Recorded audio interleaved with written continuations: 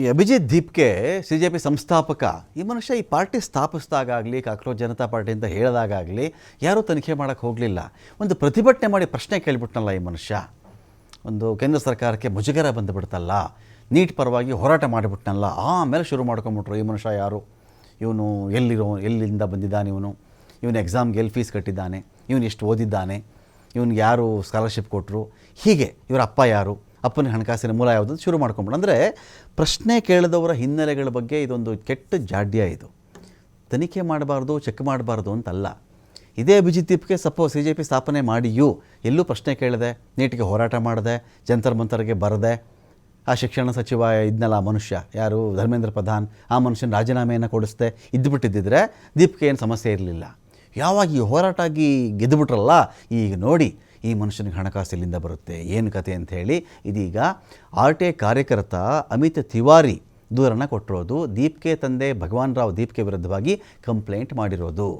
ಮಹಾರಾಷ್ಟ್ರದ ನಿವೃತ್ತ ಸರ್ಕಾರಿ ಉದ್ಯೋಗಿಯಾಗಿರೋದು ಭಗವಾನ್ ರಾವ್, ಜೊತೆಗೆ CJP ನೋಂದಣಿಯಾಗದೆ ಇರುವುದಕ್ಕೂ ದೂರು ಕೊಟ್ಟಿದ್ದಾರೆ. ಯಾಕೆ ನೋಂದಣಿಯಾಗಿಲ್ಲ ಇದು ಅಂತ ಚುನಾವಣಾ ಆಯೋಗಕ್ಕೆ ಅಮಿತ್ ತಿವಾರಿ ದೂರು ಕೊಟ್ಟಿದ್ದಾರೆ.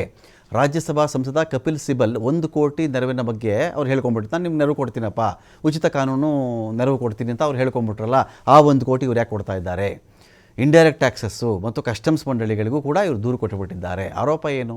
ಭಗವಾನ್ ರಾವ್ ದೀಪ್ಗೆ ಮಹಾರಾಷ್ಟ್ರದ ನಿವೃತ್ತ ಸರ್ಕಾರಿ ಅಧಿಕಾರಿ, ಕೈಗಾರಿಕಾ ಅಭಿವೃದ್ಧಿ ನಿಗಮದಲ್ಲಿ ಜೂನಿಯರ್ ಎಂಜಿನಿಯರ್ ಆಗಿದ್ದರು. ಇಷ್ಟು ವರ್ಷ ಯಾರಿಗೂ ಸಮಸ್ಯೆ ಇರಲಿಲ್ಲ. ಇದು ಇವರು ಜೂನಿಯರ್ ಎಂಜಿನಿಯರ್ ಆಗಿದ್ದಿದ್ದು ಅವ್ರ ಹೆಸರು ಗೊತ್ತಾಗಿದ್ದೆ ಇವತ್ತು ಅನಿಸುತ್ತೆ, ಬಹುಶಃ ಯಾರಿಗೂ ಪ್ರಾಬ್ಲಮ್ ಇಲ್ಲ. ದೀಪ್ಗೆ ಪ್ರಶ್ನೆ ಕೇಳಿಬಿಟ್ನಲ್ಲ, ಇವನು ಹೆಂಗೆ ಪ್ರಶ್ನೆ ಕೇಳಿಬಿಟ್ಟ, ಮುಜುಗರ ಮಾಡಿಬಿಟ್ಟ, ಇಕ್ಕಟ್ಟಿಗೆ ಸಿಕ್ಕಾಕ್ಸ್ಬಿಟ್ಟ, ಹೇಗಾದರೂ ಮಾಡಿ ಇವನ್ನೆಲ್ಲಾದರೂ ಕಟ್ಟಾಕ್ಬಿಡ್ಬೇಕು, ಇದಾ ಪ್ಲಾನು? ಏನೂ ಅನ್ಸಲ್ವೇನ್ರಿ ಇವ್ರುಗಳಿಗೆ? ನೀವು ಡೇ ಒನ್ನಲ್ಲೇ ಮಾಡಬೇಕಾಗಿತ್ತು ಇದನ್ನು. ನಿಮ್ಗೆ ಅಂಥ ಇಂಟ್ರೆಸ್ಟ್ ಇದ್ದಿದ್ದರೆ ಆ ಮನುಷ್ಯ ಇಂಜಿನಿಯರ್ ಇದ್ರಲ್ಲ, ಅವರಪ್ಪ ಇದು ಇವತ್ತು ಇಂಜಿನಿಯರ್ ಆದ್ರೆ ಅಲ್ಲಿ ರಿಟೈರ್ಡ್ ಆಗಿಬಿಟ್ಟಿರ್ತಾರೆ ಅವರು. ಸೊ ಅವ್ರನ್ನ ಅವತ್ತೇ ಕೇಳಬೇಕಾಗಿತ್ತು ನೀವು. ದೀಪ್ಗೆನೂ ಸೇರಿಸಿ ಅದು ಮಾಡದೆ ಈಗ ಕಥೆಗಳು ಶುರು ಮಾಡ್ಕೊಂಡಿದ್ದಾರೆ.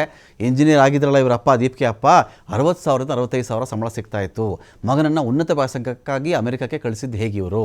ಸೊ ಯಾರು ಅಮೆರಿಕ ಕಳಿಸಲೇಬಾರ್ದು ಹಂಗಾದ್ರೆ ಈ ಮನುಷ್ಯನ ಪ್ರಕಾರ.